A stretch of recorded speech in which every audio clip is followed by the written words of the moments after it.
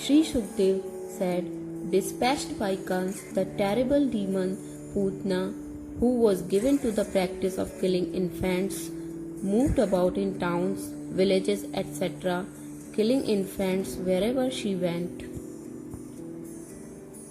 Reaching Gokul, ruled over by Nand, on one occasion, disguising herself as a woman through her witchcraft, the said Putna, who was capable of moving through the air and could go anywhere she pleased, entered the village.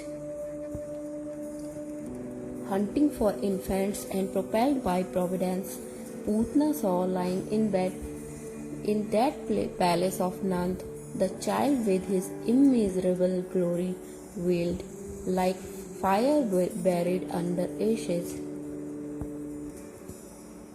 Recognizing her to be an evil spirit given to the destruction of infants, Sri Krishna lay with his eyes utterly closed. She placed the infinite child, Lord, her very death, in her lap as an ignorant man would a sleeping serpent, mistaking it for rope. The mothers, Yashoda and Rohini, though who saw her in the room, were so impressed by the beautiful woman that they stood rooted to the spot. Taking Sri Krishna in her lap there, that cruel woman put into the baby's mouth her dreadful breast, besmeared with deadly poison.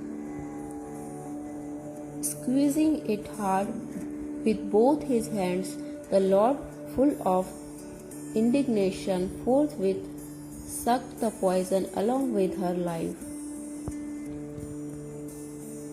Being wrung in all her vital parts, she cried out, saying, "Leave me, oh leave me, enough of it." Standing her eyes and tossing about her feet and arms again and again, she actually screamed, her limbs drenched with perspiration.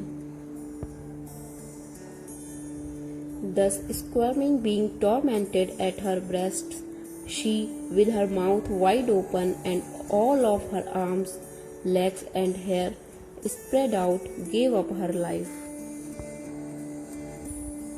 Even while falling down, her body crushed trees within 12 miles.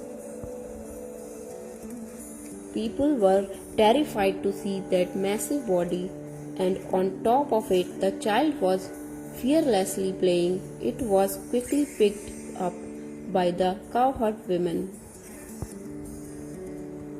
Together with Yashoda and Rohini, they waved a cow's tail around the child in order to assure it of full protection against all dangers.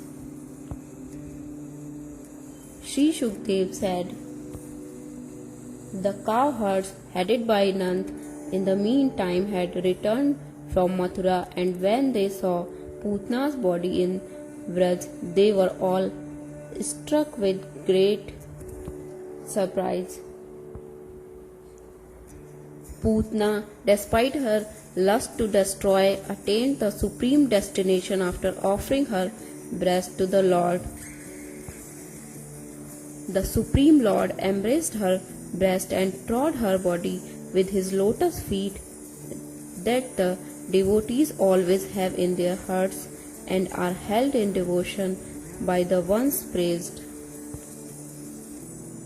When she, by assuming the position of a mother, went to heaven, even though she was a murderess, then what would that mean for the motherly cows that by Krishna were sucked for enjoying the milk? Rebirth, which results from ignorance, could never be possible in the case of those cows and mothers that incessantly looked upon Sri Krishna as their son.